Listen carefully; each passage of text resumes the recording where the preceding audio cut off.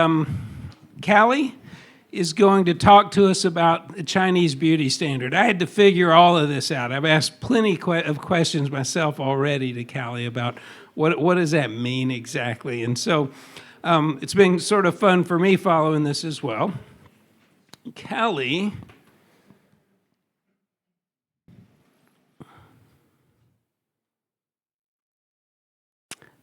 Callie says, I would like to thank my friends, my family, and my psychologists who have supported me, and Miss Monique and my advisor, and the teachers who have helped me through this thesis process. I would also like to thank my dear panelists who have chosen my thesis. So Callie's title is The Captivating Trap of Beauty. Chinese beauty standard should be rejected in East Asia. Let me get my timer set up and I'll let you know when you can start.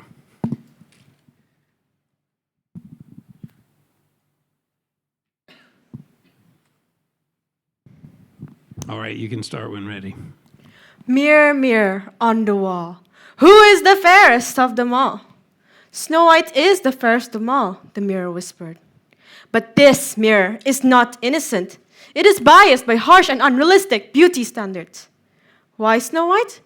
Because she has pale skin, an hourglass figure, and delicate features and youthful innocence.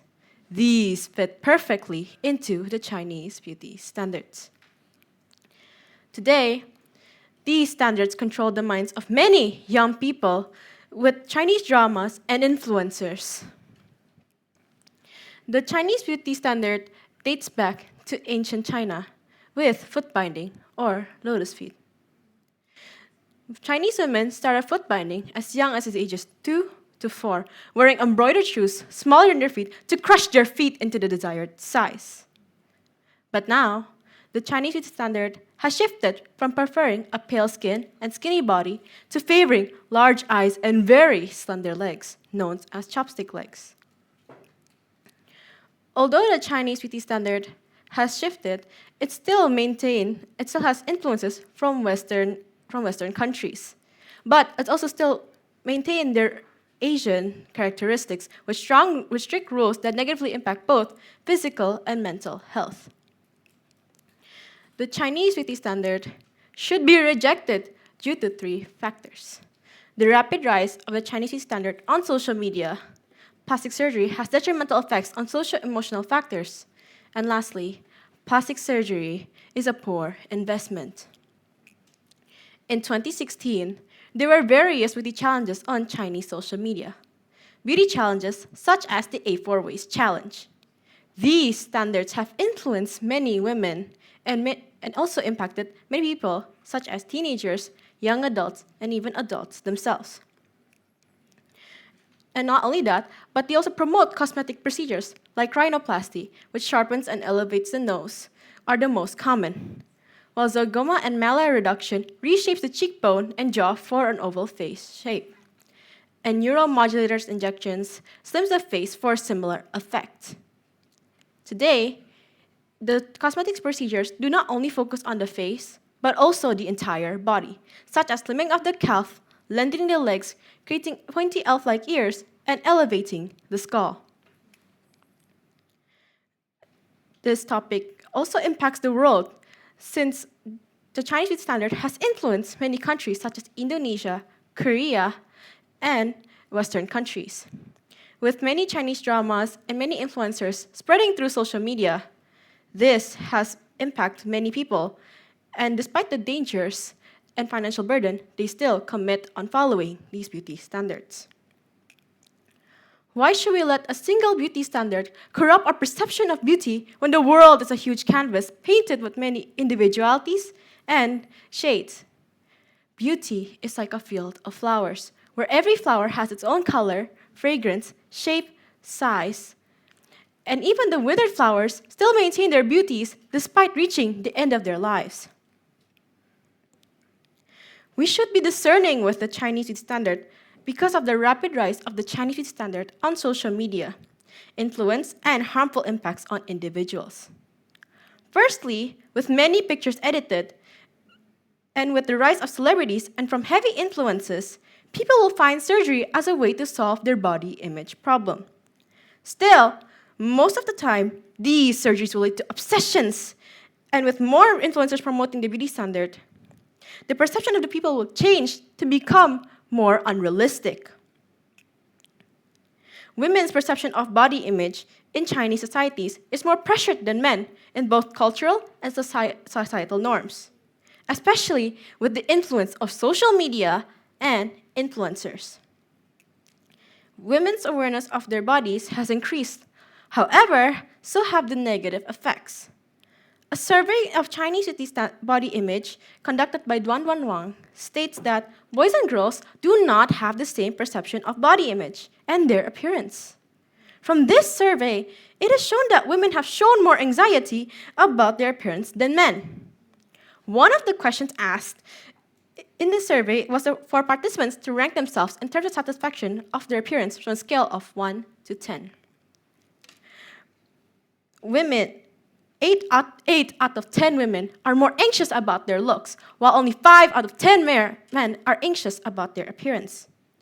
This shows how society pressures women more in terms of their looks due to women being more anxious when they gain weight. And men get pressured more in terms of economical status or financial status. The negative effects of short-form videos are growing. Meanwhile, they impact people of different ages. Chinese participants had more extended time of using Douyin, the Chinese version of TikTok. And they use Douyin every day. Many Chinese people, both men and women, use Douyin daily. And from there, they get influenced by music or by watching short-form videos. Many influencers promote products, making young people feel anxious about their looks and influencing them to buy those products or alter their looks, while using filters that deceive viewers into thinking that their enhanced features are natural. Social media is deceiving and can lead people to be dissatisfied with their looks. After all, the Chinese beauty standard looked innocent to the naked eye, but their goal is much more sinister and life-threatening. The Chinese beauty standard is a poison spreading fast and corrupting one's minds, disguised as a beautiful cocktail. Plastic surgery has detrimental effects on socio-emotional health of people. Moreover, these impacts can be long-lasting. Women have an increasing passion for their bodies, skin, shape, and size. This has led to a widespread and serious phenomenon called appearance anxiety. Further research and a survey created in 2021 states that, examining the age demographics of consumers choosing medical aesthetics, the proportion of consumers under 30 nearly reached 80% in 2021, with those born in the 1990s and later becoming the main force of consumption. From a gender perspective, nearly 90% of consumers are women. This clearly shows how powerful and damaging the beauty standards have become. The Chinese beauty standard is not just about influencing people. They are controlling them, making them believe that they are not enough, and pushing them towards unrealistic expectations that can never be truly reached. Plastic surgeries are addictive. Furthermore, once people start, they cannot stop. The International Society of Aesthetic Plastic Surgery reports that China ranks third largest country globally in the number of plastic surgery procedures.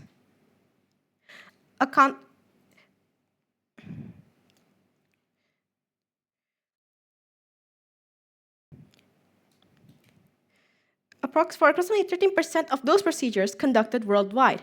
In 2020 alone, around 1.5 million individuals underwent plastic surgeries in China. In addition, not only are plastic surgeries done with the combination of false advertisements that leads to many people getting unwanted results or getting into an accident during the procedures done by surgeons. With unqualified surgeons and unsanitary clinics, malpractices often happens and leads to serious complications. Many people get deceived by the exaggerated advertisements the clinics put up, making them believe that beauty is something they have to chase or buy. The Chinese beauty standard gives them a false reality And what people think will bring them confidence ends up bringing them more regret, pain, and more insecurities.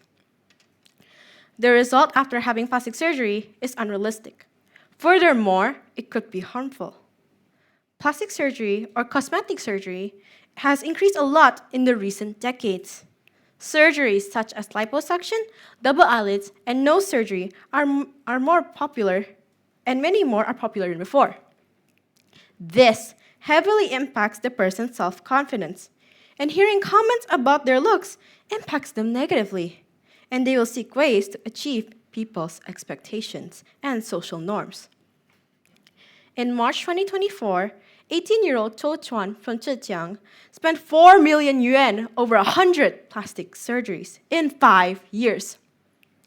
She was bullied since 13 for not matching her attractive mother, peers, and she started with double eyelid surgery. And still, she became addicted and dropping out of school. Eventually, and despite doctors' warnings and fatal risks, she continued until bedridden and reliant on liquid food. Her parents eventually cut support as her altered appearance made her unrecognizable. The case underscores the dangers of extreme beauty standards. Plastic surgery significantly affects a person's mentality, as well as their sociological and emotional factors, often leading to mental disorders like depression. With many under 30 unable to stop these undergoing procedures, especially in China, where rising rates reflect societal pressure, particularly on youths, who face criticism for not meeting the ideal beauty standards. As seen in the case of Cho, her self-confidence has been shattered, and she feels inferior since she does not look attractive because of the Chinese beauty standard that pushed her into having plastic surgery. Plastic surgery is both expensive and leads to more economic spending. Moreover, these costs can create long-term financial strain. Not only is plastic surgery very popular in China, but it is also a poor investment for the people. People who have high incomes tend to do more surgeries more often since they have more money, and will probably choose the more expensive procedures. Many negative factors and risks come with these procedures, and investing in cosmetic surgery is not worth it. Most customers are women, and while some of them do experience body enhancement, from the results, the consequences are serious. These include going through pain, dealing with complications, and even facing death. The CSC conducted a survey in 2018 about cosmetic surgery for young college students. The survey included questions like parental income starting from 6,001 Chinese yen or 13 million Indonesian rupiah, and students' expected income after graduation. The results showed that the higher the parental income and the more influence they have from social media, the more likely they'll consider surgery. This shows how deep the pressure runs. The Chinese beauty standard is not just about looks anymore. It's about people risking their lives to reach a standard that was never real in the first place. Many people who have lifestyle inflation will suffer. Consequently, their financial stability declines. With many different kinds of cosmetics, the prices will change from just doing the nose to the entire body.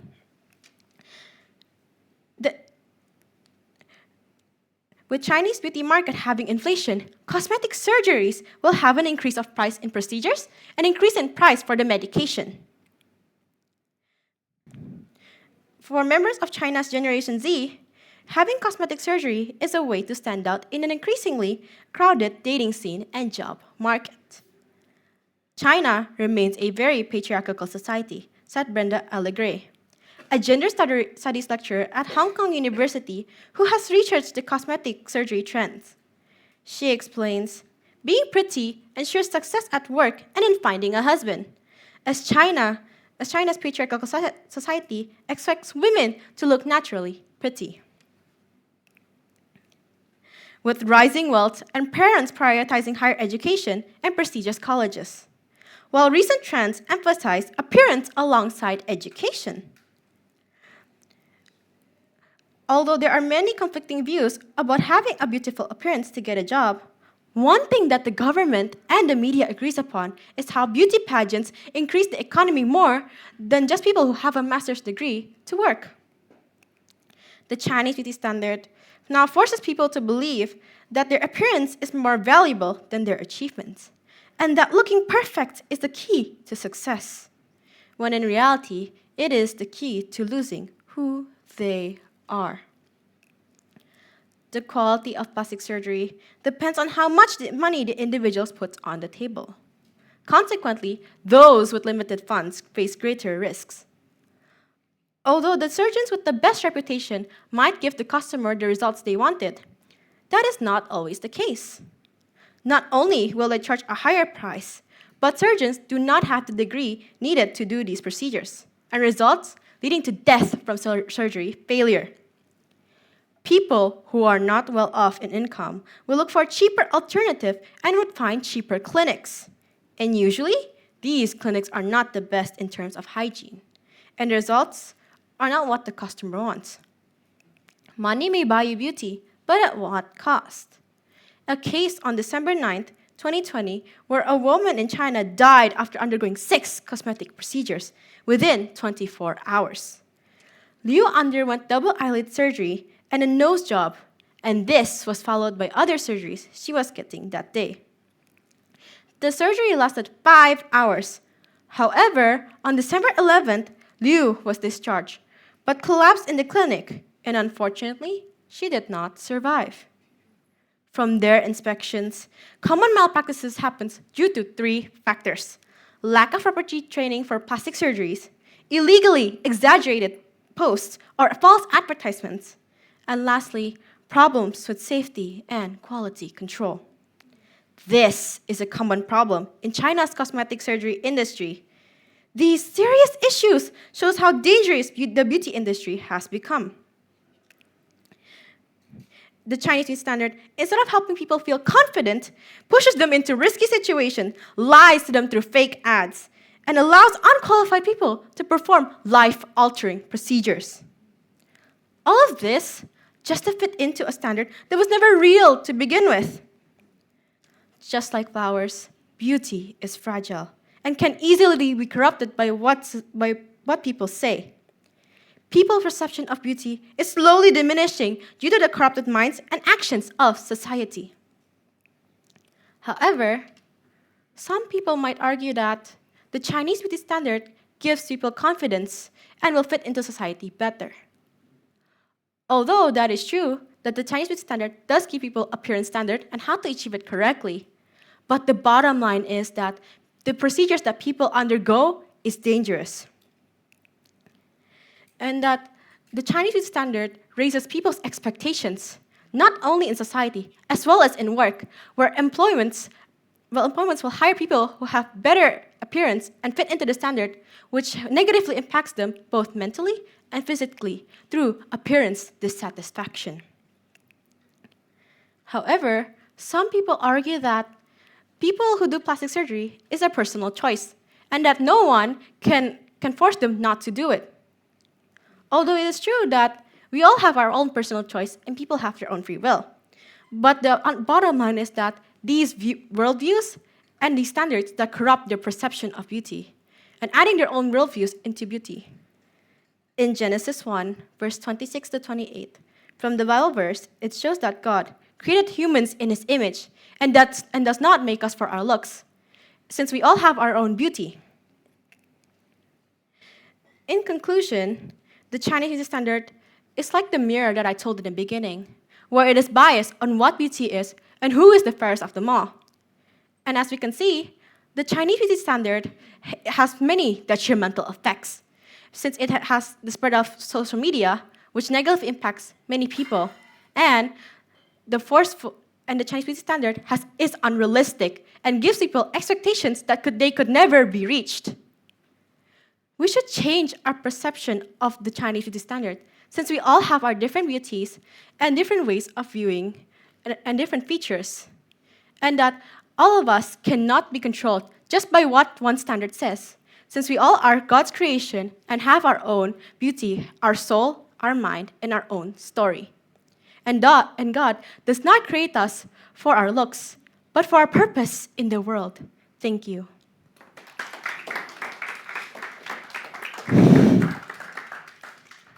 Thank you, Callie. Our panelists today are Ms. Denise and Ms. Yohan. Ms. Yohan, would you like to start? Okay. Is my voice clear enough for you? Yes. Okay. Okay. Hi, Callie. Good to see you. Thank you for bringing this up. I think this is a very important topic to talk about, to have conversation about, especially among social media young generation like you. My first question would be, I wonder, you see, if we just browse or Google articles about plastic surgery in Asia, probably the first country that came up would be Korea. So I was wondering, why did you pick China as the topic of your thesis? Thank you. Thank you for the question. The reason why I picked China is that we don't know much about China, and that I find it interesting that people mistake Asian beauty standard as just one thing. And that China, since they're not really open to the world, and at one point I was also scrolling through social media, and then I saw this. I was wondering what this was, until I realized that this Chinese beauty standard was not what I expected it to be. And even, I also saw various news that even people who are underweight should not go outside when there's heavy winds, because they're gonna get blown away by these winds. And they actually put literal signs outside of buildings. And this, I think, happened recently as well. And also, when my friend was also going through Xiaohongshu, which is another like Chinese social media, which is a mixture of Pinterest and Instagram, she showed me this one video of an influencer who was just showing her lifestyle. And when she got on the scale, she was 33 kilograms. And she was a grown adult. It's underweight. And like this also like and the way they promote these beauty standards is also very bad, because I've seen many people who tried and ended up dying from surgery because of, well, the quality and also financial stability. Okay, thank you. Thank you, yeah. So what do you say when someone, let's say you're talking about these dangers of plastic surgery, especially the illegal one. So what do you say to these people that say, because I've read some people on the internet, some public figures say, well, plastic surgery is okay as long as it's making you happy, or, well, she got what she wanted, the job that she wanted, because she had plastic surgery. It's just the way people do these days. So what do you think? What do you say about that? Thank you for the question. And for what this is my own opinion though. So like plastic surgeries is sort of a want. And like not everyone, especially in this economy, not everyone has financial stability. And what I say is that you are basically like changing God's appearance, because he made us from his image and you're like straying away from him. Basically, you're rejecting his image. And there's also a lot of people who has medical attention that need these surgeries but couldn't get it, because there's people who want to do these surgeries for their own wants, because they want to fit in and looking beautiful.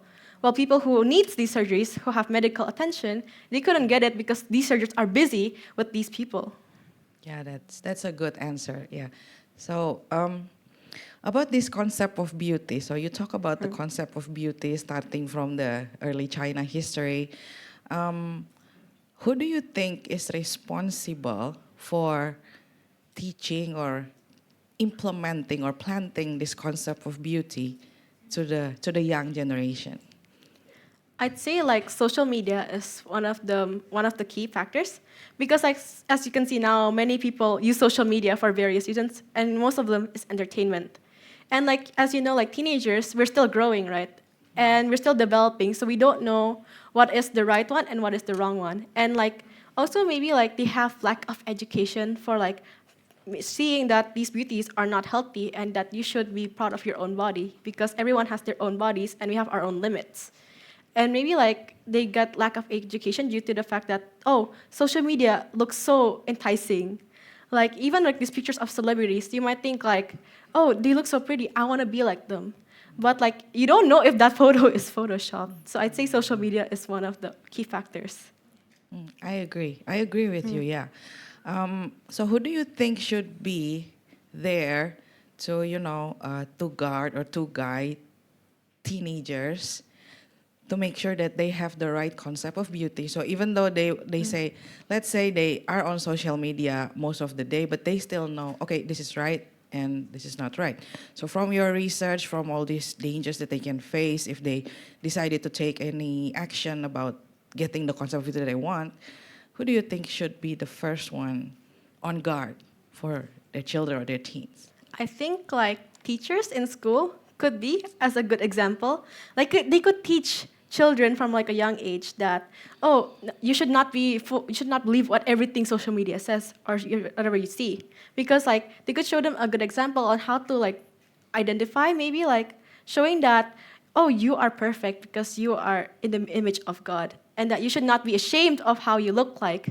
And second of all, like school, like the counselors maybe could have an education in the school saying that media is also dangerous and that you should be aware of social media and not like just follow it blindly, because like it also you need to also have good physical and mental health, and that if this social media just affects you mentally, so is your physical health will start declining. Do you think parents can help too? Yes, parents can indeed help. Parents can be a good example because parents are the first thing that children see. And when they go home, they get picked up by their parents and they spend more time with their family. So I'd say parents could be also a good example for these kids to learn from the parents. Right, and giving them the right expectation as well. Yeah. Because I read in one of the paragraph you wrote that in China, parents' expectation can also make their children to Yeah. take plastic surgery in order to fulfill the expectation. Okay, thank you for your answers. Denise? Those were great questions. I had similar questions, so I'm glad you asked them. Callie, you did a wonderful job. Thank you for presenting this topic. And I agree with Ms. Yohan. It is a really important conversation to have. And I'm glad that you brought it to our attention. I can tell that you did quite a bit of research. And I really want to compliment you for that because I heard statistics and data. And I really appreciate that you did that work. Yeah, I did a lot of research because I got so interested in the topic up to the point where I just like started researching. Yeah. And like I found this topic is really interesting because like it's not addressed much. Yeah. But then like I have not seen a lot of people talk about like beauty standards and they just followed them. Sure. So I love that you did that. And as kind of following along her question where she said, so why did you choose Chinese beauty standards as opposed to Korean beauty standards or Japanese beauty standards or Western beauty standards? So if we just want to think, I mean, you chose Chinese beauty standards and you answered that already. So if you were going to think a little bit broader, do you think that even though exactly how beauty is defined in China versus Korea versus Japan versus the West, do you think there's something that's in common amongst this idea of beauty standards? Yes, thank you for the question. So as I explained, the Chinese beauty standard, they're more focused on bold, elegant features. While Korea, they focus on more like soft, like K-pop idols. While in Japan, they focus on much more like natural or healthy looks. While in the Western, as you can see, like Kim Kardashian, they focus on more like features like curvy and like tan skin. So there's like a difference between each of these beauty standards. Right. So then what is in common? Those are the differences. But is there any similarity of ideas that's running across, all the cultural beauty standards that you see? Maybe like the skinny body, like having that hourglass figure is like common among all those three, as well as their like way of promoting these standards. All of them are like toxic way of promoting. Okay, I like that you said that. Yeah.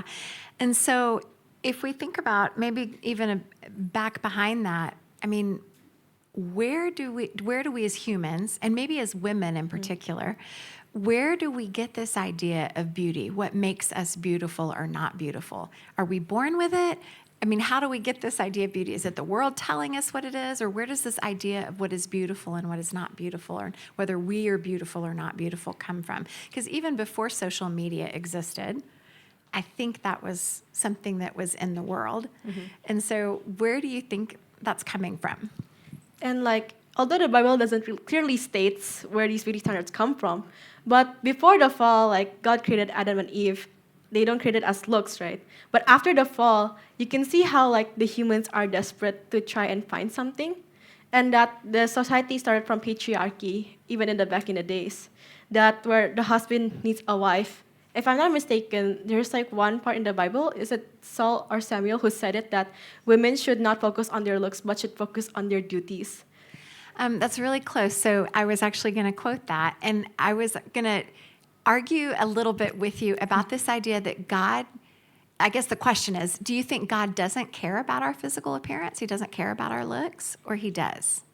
I think I think he created us in his image. So like, I don't think he focuses fully on our looks, rather because since he created in his own image, and that we after the fall sort of lost this image, but not fully. So I think God created us based on our purpose, not really much about our looks, because he created us based on our look, based on his image. I really love what you're answering, but I want to challenge you a little bit in that. So when you look at a sunset or a sunrise, do you ever say like, oh my gosh, that's so ugly, I can't look at it? Do you ever respond that way? No? No, of course not, right? So the idea of beauty, something that is beautiful, is actually originating from God. Yeah. Right? And I loved how you mentioned flowers. Like you were comparing people to different kinds of flowers. We have different sizes and shapes and colors and whatever, right? And there's all this wide variety. And each one of them has a beauty within them. And it's not like, roses are better than daisies, you know what I'm saying? It's not that there's a better than or more beautiful than, right? And so I think that's the point. Is that right? That you were trying to make with people. But so I would say that God actually does love beauty, and he creates beauty on purpose. But I agree with you that it's not only found in the external, it's also found with our purpose and something inside of us. So Solomon said in Proverbs 31:30 that charm is deceptive and beauty is fleeting. But a woman who fears the Lord, she shall be praised. So thanks for bringing this up. I think it's good. So I have one more question. Because your whole thesis is kind of against something, like don't do this. So I want to ask then, what's the opposite? Because when there's a vacuum, if we're against something, it's hard to sustain that. It's better as humans, we're always wanting to be doing something because we were created to work and for purpose. So what should we be for? So instead of we're against the beauty standard that China has set, okay, so then what beauty standard should we be for? What should we be encouraging? Thank you for your question.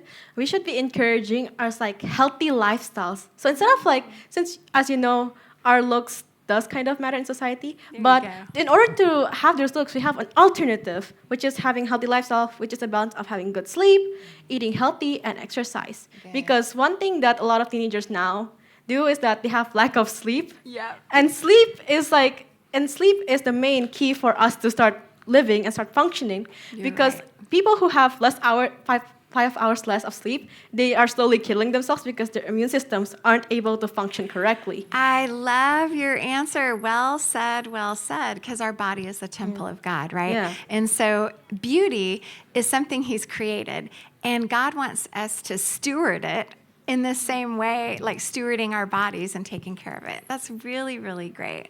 So do you think there's a place where social media could be used for good regarding beauty standards instead of for evil, like you were describing? Yeah. Thank you for the question. I think social media can be used for good, for like promoting. Maybe people should have enough sleep, have like a break at once in a while, and maybe having like goals on what they want in the future or what they're focused on, and maybe encourage people to like have set boundaries. Boundaries are important because like people who use social media usually don't have boundaries, and by social media promoting setting boundaries, it will help many people to know what is the line, where's the line, and when to stop. Yeah, I think that's great. There's one more passage in the New Testament, and I don't know if you're familiar with it. Do you know the passage where, I think it's Peter. Yeah, it's Peter. And he's writing about how women in the past made themselves beautiful. And he's talking in the New Testament times, but he's saying women in the past, back in the Old Testament. That's what he's saying. So that's in that patriarchal system. So is the patriarchy the problem, or is there something else that's the problem? That's the question. And he says the way women in the past used to make themselves beautiful, he said, consider Sarah. Do you know that passage? Are you familiar with it? I think I've heard it, but I haven't read it personally myself. He says that consider Sarah. She does not make her beauty with the outward adornment, like her clothing and her fancy jewels and stuff, or plastic surgeries in your case, right? But instead, from inner qualities, a gentle and quiet spirit, an obedient spirit to her husband, in other words, having humility. And so he writes about those things. So the question I have is patriarchy the issue, or is it something deeper that's the problem? Thank you for the question. So I think the problem is like the pressure that they put on women back in the days as well. Like the pressure to like have women get married and have children and have a family. I think that is what creates the beauty standards, because as we can see, like when pressure hits you, you're gonna start feeling like, oh, you're gonna start questioning what is my purpose. So I think the pressure to meet that purpose started this beauty standard. Yeah, I think there's a large part of that. You're right, especially in the fall. Yeah. All right, thank you, Callie. We have a couple more minutes here. So let me ask you this. You said there's differences between Japanese beauty standards, Korean beauty standards, and Chinese beauty standards, and all other kinds of standards. But what about here in Indonesia? What is the pressure that most teenage girls, maybe in West Java, maybe all over, what is that standard that most teenage girls here feel? Is it Chinese? Is it what is the standard? Thank you for the question. I think from what I'm seeing right now is that I think they're pressured more to following the Korean beauty standard, because they have watched a lot of, there's K-pop everywhere spreading, and Korean dramas, and many influencers too. Okay.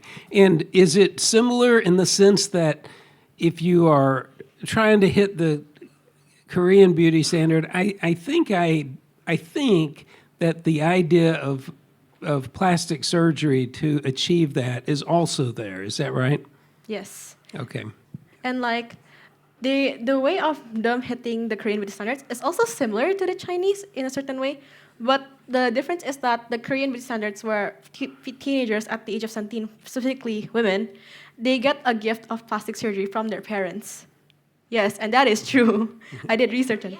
Yeah. Yeah, on 17, they get that as a gift. So I'd say the difference is that Chinese, like it's more like people doing it themselves. Well, in Korea, they get it from the parents too. Wow. And so, Well, if that's not a cultural commentary on what's important, right? Yeah. So the parents are saying what's really of value is your external appearance. Yes. Wow. wow. Can you elaborate on that a little bit? Is it something that is happening here in Indonesia, or are kids here requesting plastic surgery as soon as they hit 17, for example, or is that mostly within Korea itself and China? Thank you for the question. So like in here, I think it's more likely the kids requesting plastic surgery, but not really gifted. It's here requesting because they want it, because they've seen it. They want to look like the celebrities they look up to. Okay. And is there, besides plastic surgery, are there things that girls, teenage girls and others do without plastic surgery to try to hit the standard? And let me ask two questions. And is there anybody that naturally hits the beauty standard, Chinese beauty standard, or is it automatically something that you have to force yourself into? What do you think?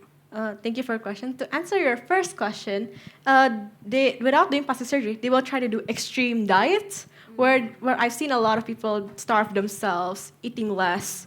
And in general, that is very dangerous because you could end up in the hospital. Or some of them taking medications to lose weight, such as like these pills, they're called tapeworms. So like they like take it and then like the worm eats the insides. And for, what is your second question again? Oh, and Is there anyone that has that is anyone born naturally to that standard, or does it have to be like medically created? To answer your second question, it can be born naturally since we all have different genetics and we cannot pick and choose our genetics. So like it also depends on your genetics and your metabolism, and it's also your health because like some people we grow have different heights, right? So yeah, it's mostly genetics. Yeah, if I'm thinking about it, a lot of what you're talking about seems like it relates back to contentment. Do you know what I mean by that? No. So contentment is being happy, satisfied with exactly the way a situation is, right? Yeah. So do you think that, is there a way that we could, as a society, as maybe Christians, especially, because you mentioned a lot that you think parents and school teachers, you were saying earlier, could be the guards, right, to her question. And you said religion is a huge piece of that. Like if we really consider that we're created in God's image and that's beautiful and we don't need to change it. But, you know, in China, they're an atheistic Sort nation. of atheist. Well, by law, Yeah. they don't have a religion. Yes. Communism says no religion. It's a crutch for the weak, is the teaching of communism. Do they allow religion? Yes. But as a society, do they promote it? No, as a government. And so I'm wondering, is it possible to find contentment outside of the Christian faith? What do you think? Thank you for the question. And I think that we, since humans, we cannot fully be satisfied, and also the standards keep changing, just like fashion. So in a way that finding like contentment is sort of temporary, in a sense. So like yes, they could find happiness or temporary happiness from like doing these plastic surgeries, but will that fill them permanently? No. So in a sense that yes, they could have temporary happiness from these surgeries and following these standards, but fully in their life permanently, no, because we cannot be satisfied. Right, apart Okay. from Christ, I would agree. You are overtime. Good job, Callie. And